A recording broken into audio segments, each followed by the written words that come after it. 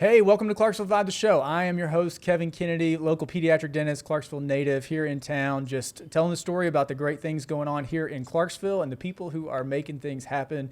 Today's guest is going to be a fun one, going to be very informational as we kind of start this calendar on fall sports. On the Austin Peay campus, we got Gerald Harrison, current athletics director, leading the charge for our Govs in multiple sports, creating and sustaining that total Gov concept that supports our student athletes to give us sports and teams that we can be proud of. We can cheer them on as people who love the community and love to see the Govs achieve new things. So glad to have him here. I want to say thanks to any of you who've been supporting us online in different platforms. Want to say, hey, quick shout out to Justin Kleinert, Jay Yarbrough. Thank you guys for commenting, sharing good news about the podcast, sharing it with your friends. Just know that we see it, we appreciate it. And if you've not done that, if you've not subscribed or commented, we'd love for you to do that. Engage with us anyway. But we want to go ahead and jump on with Gerald. Gerald, thank you so much for taking the time to be here. Well, thank you. Glad to be here. Thanks for having me. Yeah, absolutely. You've got a long and kind of storied career as you've made it up the ranks to this now current athletic director position here at Austin Peay. I know this is maybe your fourth year on campus. Is that about right? Fourth year started. That's exciting. So I've got to ask up front, what are some of the things that you've done, you've seen that maybe you didn't expect? When you first arrived at Austin Peay's campus, you're coming from a place like Duke. You're coming from a place like the University of Tennessee, Knoxville.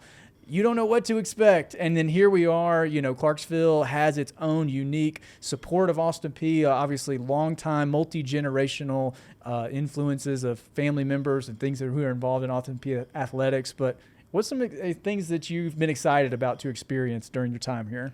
Well, one of the first things that I experienced that I haven't had much experience with was the relationship with the military. Okay, yeah. And so in Durham, we're close to Fort Bragg, but not there. You're not a part of it.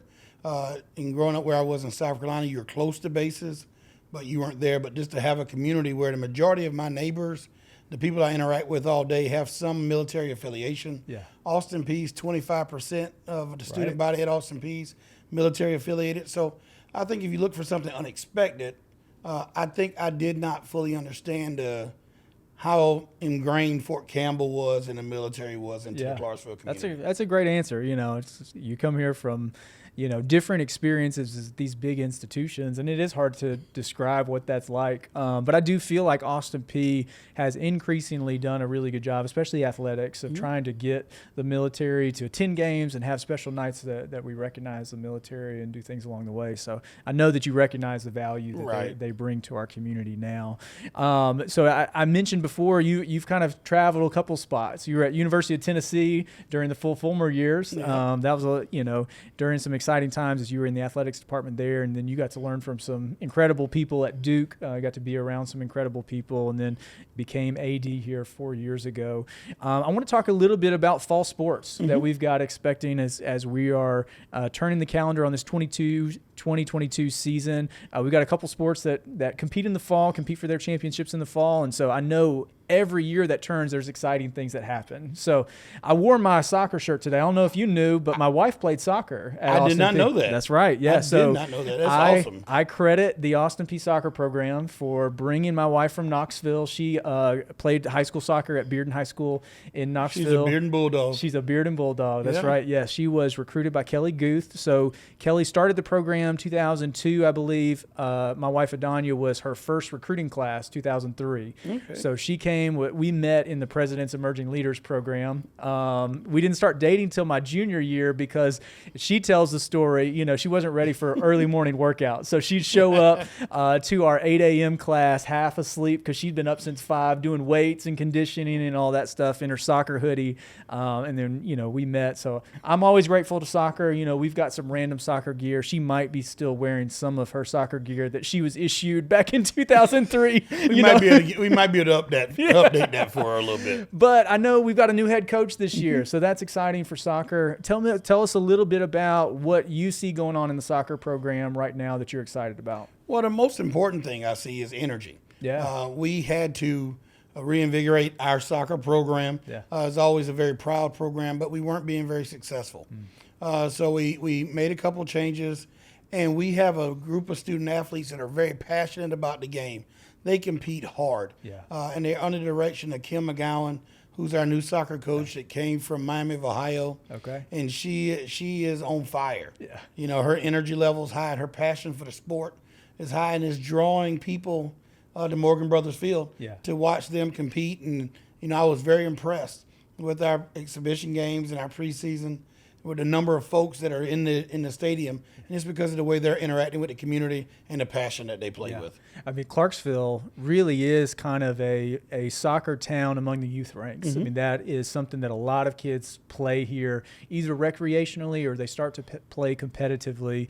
And one of the things that my family, I've got 2 daughters at home right now. One is 7, one's about to be 5. They love the soccer games. Of course, we go because my wife has the connection, but tell us a little bit, random community member, why should they mark soccer on their calendar to visit and come see them at Morgan Brothers Field? Well, the number one thing is the best entertainment dollar you're going to get is free. Come on. Right? We don't, you know, with inflation, the one thing that did not inflate was our soccer ticket prices. So it's free it's free to come to. Come as you are. Yes. We welcome anyone. We have bleachers that are available. If you got your favorite folding chair that you sit out at the Little League soccer games, or you take it, bring it. Yeah. Got the ones with the rocking chair and the pistons on it, bring it. Yeah, come on. We don't care. They we have full concessions. Yeah. There we engage the fans. Our marketing people do an awesome job. We have people ball kids, and we have different people doing different jobs, meeting players, going out doing starting lineups, all of that. Yeah, right. So it is our own version of professional soccer with a family feel. Yeah. So that's why it's great for everybody to come out to Morgan Brothers. It's high level soccer. I think people don't necessarily understand that. You know, these are the roster of Austin Peay soccer is not necessarily kids from driving distance around Clarksville. I mean, they are recruited from all over the country. You know, we got to meet a couple of the players who stayed over summer and were coaching in some local programs. One was, I believe, from Arizona. One was from Washington. I know they've had a rich history of recruiting Canadian players from Kelly Guth before. So when you talk about really high-level soccer players, these are some of the best from all over the country. And so enjoying your family is great, but it's also really good soccer to go watch for the random casual fan, and I don't think people realize how easily accessible these games are.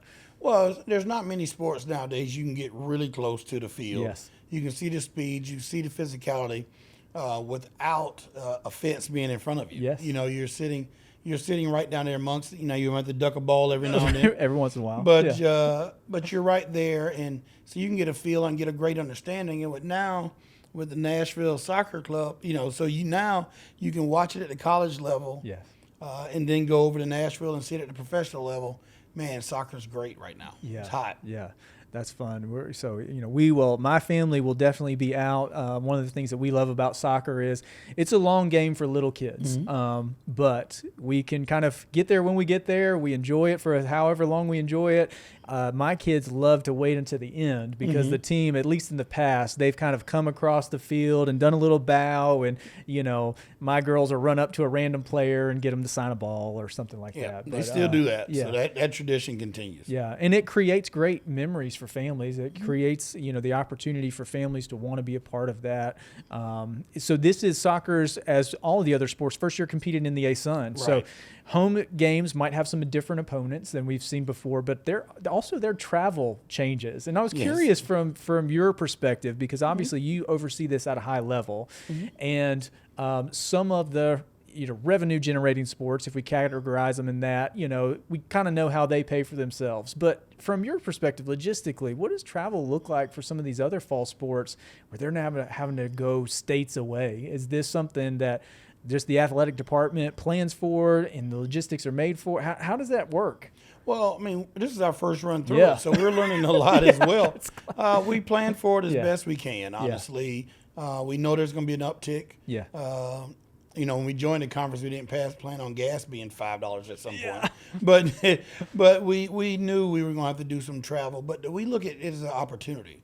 So instead of thinking about the distances, we look at it as that's another opportunity to take the Austin Peay brand to the state of Florida. Another opportunity to take it to northern Alabama or over in the Kennesaw or the Liberty. So these are more people that get to learn about Austin Peay State University.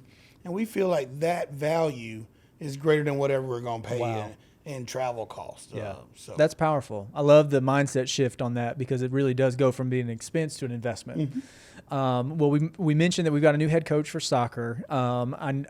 I don't know that you ever played soccer growing up, but I am curious as an AD when you're making a new hire for a program in maybe a sport that you didn't play, how do you go about kind of evaluating a person's kind of on the field gift of being able to rally players? Is this mainly reaching out to people that you know and trying to see who's got the reputation? How does that process work? Well, there's a couple things. One, yes, you reach out to people that are experts in the sport that can talk to you about their ability to manage on the field and things like that, and the X's and O's, if you will.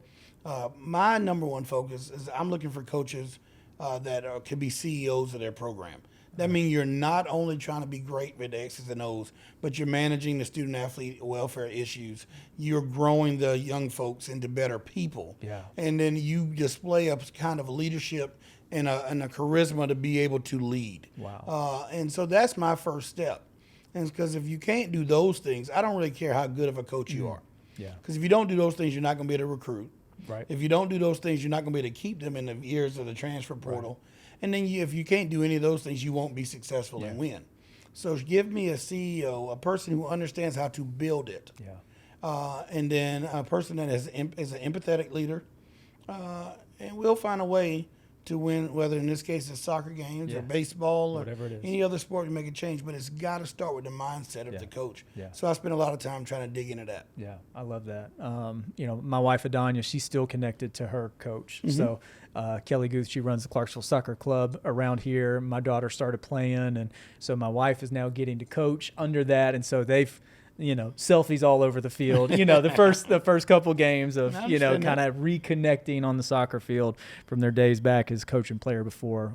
So we're definitely excited about soccer. Tell us a little bit about volleyball. Volleyball, as an outside kind of casual fan, I love to watch it. I know your daughter plays it, so you get to kind of understand the game kind of in a unique way. But it's fun to go watch both in the gym volleyball and beach volleyball.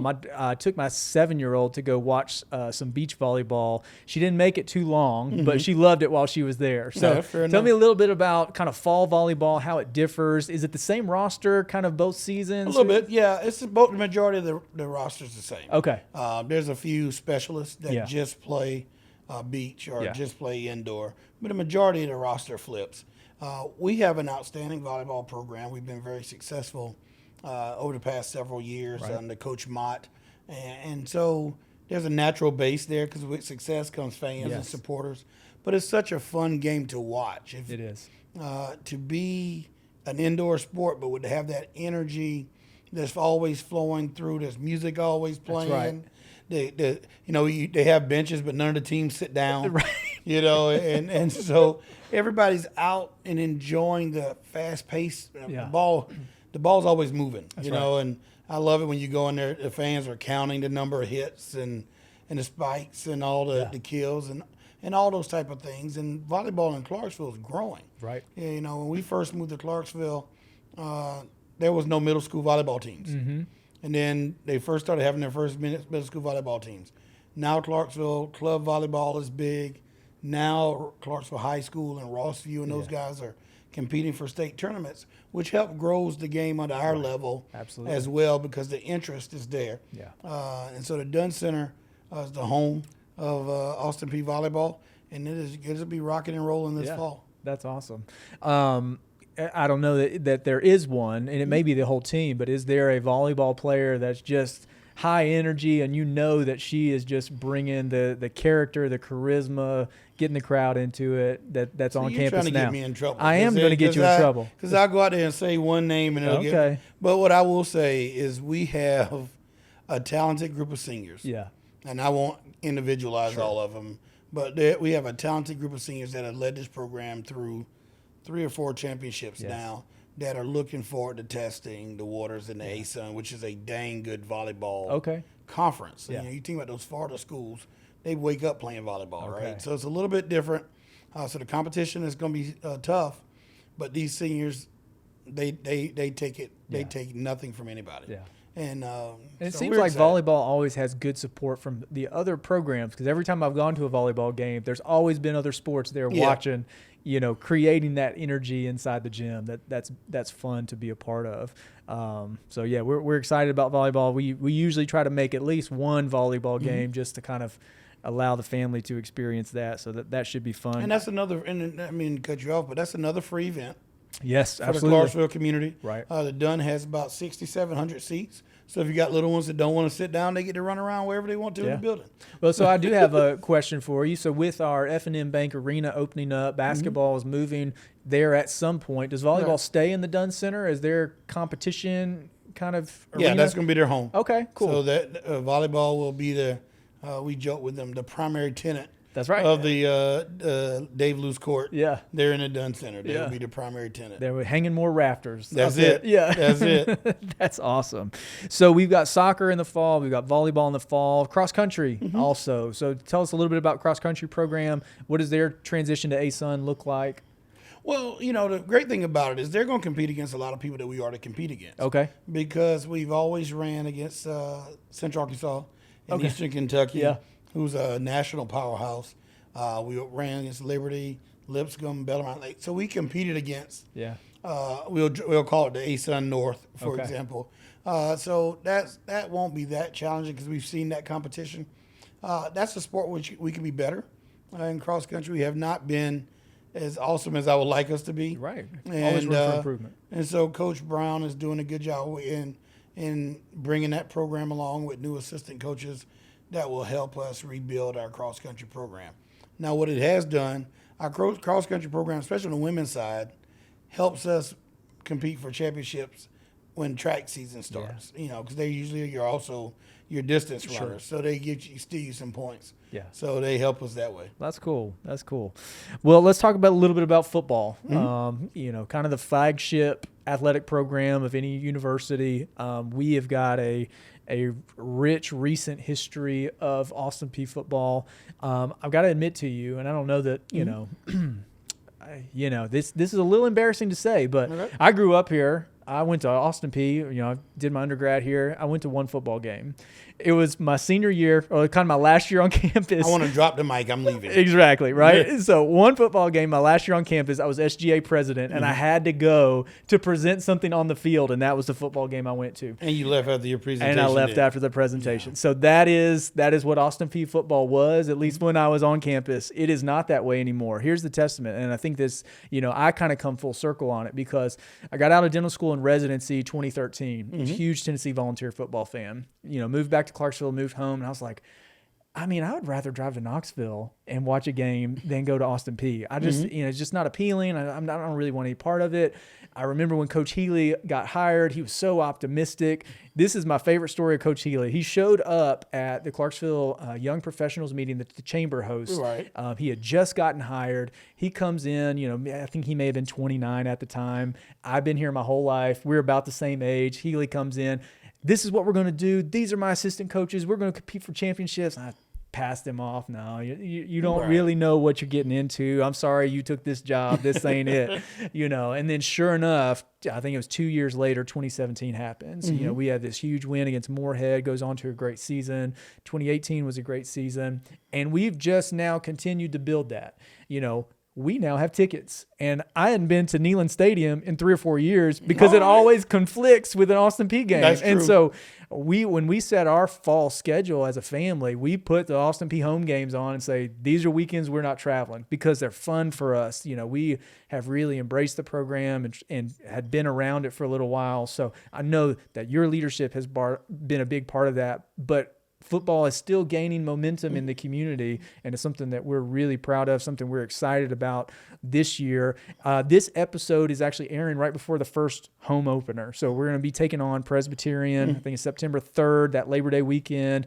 Tell us a little bit about what families and fans can expect in a home game experience for Austin Peay, because there may be people like me who have grown up their whole life and still haven't made it to a game. Well, what I tell everyone is that our game day experience is the best experience in the state west of Knoxville. Yeah, and, fair. And people say, well, what about Vanderbilt? I said, I stick with my same that's state. And so, We provide a lot of great excitement. So we have what we call Stash Street. Okay. Which is a nice way of calling it. Is a nice name that our executive team, our external team came up with. But that's basically a food truck rodeo. So all your favorite food trucks will be there. We have live music. We have a live band that performs before every home game, and they're awesome. Austin Peay graduate actually is the lead singer in that band, so it's really cool to have them there performing live. It's right next to Tailgate Alley. Yep. We have games for the kids and inflatables and different things. So that's before you ever get into the stadium. Right. So that brings you in. The gates to the stadium open at 1. And then once you get in there, every time out there's something. And I want to call it's not minor league baseball, but we're fringing right on it. There's always a giveaway every week. Right. There's always prizes to win and on-field game promotions with our great sponsors. Then for the Presbyterian game, we have a post-game fireworks show, which will be one of the largest fireworks shows that Clarksville has ever seen. And that's gonna be exciting. Yeah, so I like to compete with the mayor, so they get to know that. Yeah. But we're gonna. And that's our only night game this year. That is our only night game this year. If you love football under the lights, you don't often get to experience Austin Peay at home under the lights, and we got a chance to do that this year with fireworks afterwards. Absolutely, and we try to have at least one night game a year at home. Sometimes it works out we have 2, but we really try to have one because we want to be consistent for the parents like yourself, so they'll know. Yeah. Hey, Austin Peay's gonna play at 3:00. That's right. Most of the time, and so we can plan we can do soccer in the morning, grab lunch at some of our new downtown venues. You know exactly what it is. And then come to the game, and then by the time you leave the game, it's about time for dinner. That's right. And go to bed. That's right. So, we try to make it family friendly all over Forterra Stadium. Yeah, it is. And, for those who've been in Clarksville forever, you remember the old stadium. I don't know that you've seen pictures of it, but you weren't here when it was here. I probably wouldn't have taken the job if I'd have saw the old stadium. The concrete steps, it was funny when they were renovating Forterra Stadium. Of course, it wasn't called Forterra at that time.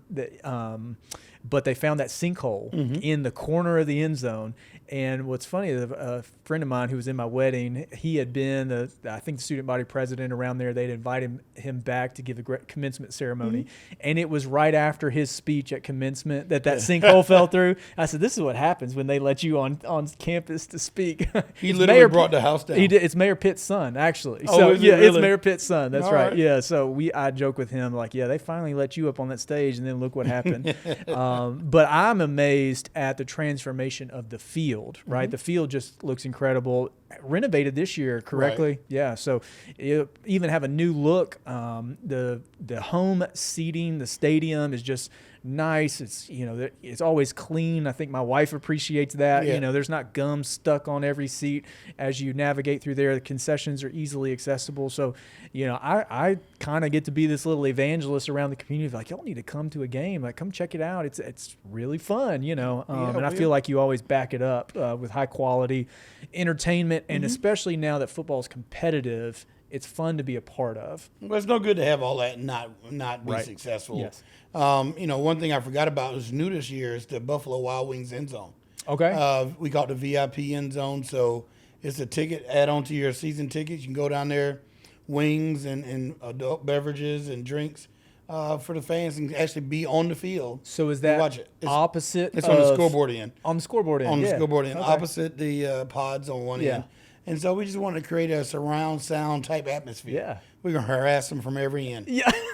That's awesome. Yeah, that's a great idea. Just, engaging more people and as with any athletic, especially a university-driven, big event right now, you're trying to create atmosphere. You're creating experience because the competition for people's time and entertainment dollars is high. Very much right? So. And so that's a great idea. I did see that. I wasn't, sure on the details of how that would exactly play out, but that's exciting. So I think we've got 5 home games this year. 5 home games, yeah. One's at night.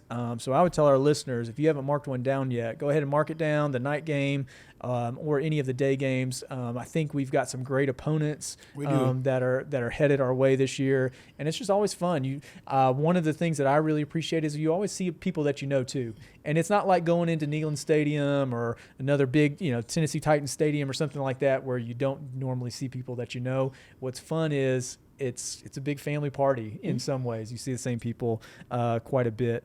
Tell us a little bit about, you mentioned Faith and Family Night as a part of that first home game too. So what does that look like? Yeah. So what we've done is we've invited every church really in Clarksville to bring their youth to the game, and we got group discounts for them. And the churches are really buying in on it. That's cool. And we're bringing them in. And every church that purchases group tickets, we give them a tailgate spot in Tailgate Alley. Yeah. So they can bring their tent and they can fellowship together however they see fit. And, the music will be a little catered toward that. But there we'll get them in, the youth groups on the field and different things and recognize them during the game. It's going to be an awesome opportunity to get folks who may not always go to a football game to put certain things together. I worked for David Cutcliffe, and he always said faith, family, football. Wow. And so this is kind of where we're going. We got your faith, bring your family, and let's watch some football. Yeah, that's awesome. Well, you mentioned David Cutcliffe. I mean, the list of people that you've been influenced by, really some all-stars in college athletics. Is there one you say that, you feel like had the biggest influence on you getting to this point? Well, I think from an athletic director and administrative standpoint, Kevin White, who was the athletic director at Duke, Notre Dame, Arizona State, Tulane. People call him, he's jokingly the godfather of college athletics from an administrative standpoint. He just retired this year. And, in my 10 years at Duke, working from him, I learned a lot about this role, understanding the politics of the role, understanding the importance of revenue generation, but never losing sight of the student athletes first. We, I like to call it your why, and never forgetting your why. And our why, because we're in a service organization, is the student athlete experience. And I got a lot of that from Kevin. So he would get that part. But, working for Coach Fulmer, there's so much I learned there. And it wasn't just football. That's the thing. People think of football coaches are X's and O's. There's a lot of life lessons. So you talk about football, and you talk about Coach Fulmer. You talk about Coach Cutcliffe. It's just Coach Cutcliffe was the most detailed person I've ever been around. Wow. Like, he never missed a detail, right? And what do people say about Peyton? That's right. His most famous pupil. They don't miss details. And Coach Cut was like that. Really. Coach Fulmer was always even keel. And even in some of the issues and the rocky times, if you ever talked, it was this way. Because he would always say, if I win, they're going to paint my name on the rock. If I lose, they're going to paint my name on the rock. All I can do is go to bed at night knowing I lay my head on the pillow knowing I gave my best for Tennessee. Yeah. And so I look at that way at Austin Peay as well. So I look at it as I'm not always going to make everybody happy. Yeah. It is just not possible as a leader. But if I can lay my head on the pillow at night knowing I gave my all and knowing I've done everything I could possibly do that I believe in without sacrificing my morals, I've done a good job that day. So it seems like you're definitely standing on the shoulders of some great men who've influenced you in some powerful ways. So I would ask, is there an accomplishment that you've achieved at Austin Peay that you're real proud of? There's so many. We've done we got a great team, and there's so many things that we've done. And so to say, I'm trying to think of the one, you got to talk about moving to the ASUN, being able to transition a team, a school into a new conference is one. But I'm going to go with probably the most popular thing in town right now is being able to finalize a relationship with the Nashville Predators in the county and do an F&M Bank Arena. There's what that is going to do for this county, this town and this county for the next, we got a 30-year lease as part of the partnership there that I'm sure somebody behind me is going to come in and keep it going. But to be able to get that done in a very unique partnership that you don't see in intercollegiate athletics. Because a lot of times you see county and maybe the institution, but the county professional sports franchise and an institution coming together, that's pretty hard to pull off. Hard to pull, And when so we went to a Preds game that. and saw the Gov, you get some pride there, A lot. That partnership, Sean Henry, Nat Harden with the Predators are unbelievable people and unbelievable partners for us. And again, I've mentioned earlier, about the importance of spreading our brand. Yes. Austin Peay can't afford to be everybody's best kept secret anymore. It is time to be a little bit boastful and brag about what we do. We have Clarksville, the best place in America to live. Right. Yep. And we have Austin Peay State University, one of the best places in the country to go to school. And we're going to let everybody know about it. Yeah. Yeah, I love it. Both my parents are Austin Peay grads. Of course, I went there. My wife graduated from there. And I tell people when I went to dental school, I never missed a beat. Right. I don't say this to brag or to put the compliment to myself. It's really to Austin Peay, but I graduated number 1 in my dental school class coming from Austin Peay, and I went to in my dental school class, there were students from really prestigious academic universities, but I was as well prepared from Austin Peay to go into that academic setting as I would. I didn't get to play any sports or anything at Austin Peay, but academically speaking, it gave me every opportunity that I could have hoped for. Well, that's what it's supposed to. That's the mission, right? You serve the community and prepare them because we care. Yeah. I went to a large school, and I understand what's the number. Yeah. And how it is to be a number. But Sure. now at Austin Peay, you're an individual. Yes. And an individual that has a chance to succeed. Yeah. So I'm curious, what would you say to kind of the Clarksville native or the longtime Clarksvillian that is either not connected to Austin Peay or hasn't been connected to Austin Peay in a long time? What does Austin Peay need from the community? Support. And the funny thing about it is people say, what do you need? And they almost, when I say support, they go, here he goes asking for money. Yeah. No, I am not the preacher. I'm not asking you for your tithes and offering. What? Now we'll take them, but that's not what I'm asking for. When I say support, when the doors of our venues open, whether it's the Dunn, Forterra, Morgan Brothers, come out and support. Yeah. Just come out and see it. Yeah. Because we are convinced if we get you in our doors, Yeah. you will come back. Yeah. We are that vortex. Come on in. Yeah. And you will fall in love with the Gov and the events and the passion. Right. And so what I need from our folks in Clarksville is to tell somebody else as well. When you go to a great restaurant, right? You say, hey, man, I had an unbelievable meal. The other day I went to Silky's downtown, and I said, man, this was great. And I tweeted about it. And people were like, wow, you always tweet about great restaurants. I said, yes, because I want you to do the same thing about Austin Peay. Yeah. So when you go to a great event or a great game and have a great time, you got to tweet about it. Yeah. Or you got to tell the person in church about it or in your civic organization, because Austin Peay is a special place in a special time, in a special town at a special time. Yeah. So what I need everybody to do is spread the gospel of the Govs. Come on out, see it, and share it with somebody else. Yeah. And pay attention to it. I mean, what I would tell people is right now, go ahead and find the Austin Peay Govs account or the individual sports account and just hit follow. Yep. Because as you naturally scroll through social media, you will become more acquainted with the sports. I think one of the best things that the athletics department has done in a couple of years was Govs Fest. And I don't remember that happening in the last couple of years, but just this year we did Govs Fest. This is our first one. It was amazing. I mean, and I'm saying that as someone who really likes Austin Peay. Adanya kept asking me, what is it? What are we going to do? What is it like when we get down there? Because for every family who's busy and on the run, it's an effort to make it to things. Right. But we got down there, and my girls were loving it. The Gov was there. They got a picture with the Gov. They were handing out Moe's chips with cheese dip. You got to go inside the football indoor facility. The soccer players were there kind of doing little tips and tricks and playing games with them. Some of the football players were there. But this is the type of connection that families can have up close and personal with sports that you're not going to get at any other major institution like Austin Peay. Right. And so, I think that's a practical step. Follow them on all the social accounts that you're on and just take it in. And then, like you said, just go be a part. A lot of these things are very affordable if they're not free. Right. And you just get to be a part of it, and, your family enjoys it. So I think that's great advice. Well, let's head to the lightning round real quick. Last minute. Got a couple minutes left on our episode here.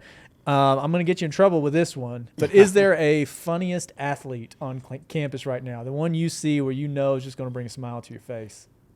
It's funny. I was thinking Corey Chapman. Okay. The football team. He always has. He always got something to say. He always got something to say, and he always smiles, and I've never seen him in a bad mood. So I'm gonna go with Corey Chapman, the football team. If I put you on the spot, do you know the lyrics to the fight song? You don't have to sing it. Well, Do you know thank the goodness. lyrics? Yes, I could do it. Okay. Yeah. I saw the so this is kind of what I'm saying, following social accounts. There was a video that the football team just did where they kind of had O-line and D-line learn the fight song, and they sang it, and they got it on video, and it just brings out the personality and the characters of these kids, you know. And with those guys, we put a meal on it. So whoever was best got the better meal. So yeah, who ended up winning? O-line? I think the D-line won. Oh, whoever I'm pretty it sure was. the D-line won, but Okay. yeah. That's good. All right. So who is the first person you call if the Governors beat Alabama in football this year? Jesus, and thank him. No, I thought it was going to be Coach Fulmer. you know what's funny? In all seriousness, it'll be, and anybody who knows me, it'll be my dad. Yeah. I would call my dad first. Yeah. And he's an old coach. I know you got to tell us a little bit about. You're wearing your South Carolina shirt today. Yeah. He's an old football coach. Is it South Carolina State? Is that the he's university? South Carolina State, he'll be the first one to call him. Yeah. And then, then after that, I don't know what'll happen. Yeah. But if that did happen, I'm probably going to retire. Yeah, what an epic day that would be. All right, last question. What city in the ASUN are you most excited about visiting kind of as an opposing university? Wow. I guess because I've never been down to Florida Gulf Coast. Yeah. Just because I'm interested to see the environment. They don't have football, so it'll be a little different. Yeah. But that's probably a place where everybody wants to go. It's down by the water, to check it out. So I'm going to say Florida Gulf Coast right now. That's cool. And then they'll become an enemy, and I won't want to go there. Unless the weather is just amazing and they've got a nice Silkies downtown that you tweet about. The fun thing is, if it becomes a rival, I won't ever go there when I don't have to go. I'm bad that way. You hold a grudge. I do. I try to avoid it as much as I can. I love it. Well, Gerald, thanks so much for jumping on, man. This has been fun. It's been fun to talk about all of the fall sports that we have. We'll snap our fingers. Winter sports will be around. We'll get to be talking about basketball and some other things, and then spring will happen and baseball will be here. There's something on Austin Peay's campus all the months of the year, something to be excited about. So thank you for all that you do for our athletics department. It makes, random people like me who aren't involved in Austin Peay day to day, gives us something to be proud of, gives our family something to be a part of. And so we really appreciate that. Well, thank you very much. Thanks for having me. Look forward to doing it again soon. Yeah. Well, hey, thanks for making it to the end of this episode. Hope you take some of these tips on following Austin Peay on the socials, engaging with them online, catching a game or two of each sport, whatever your family loves to be a part of. I know they'd love to see you out there. Make sure you wear red. Make sure you go out there, introduce yourself to people, just cheer on the Govs. Say, let's go Peay, be proud about it, and just keep moving the ball forward. Thanks for making it to the end of this episode. We're so glad that you're a part of our community online. We look forward to seeing you soon.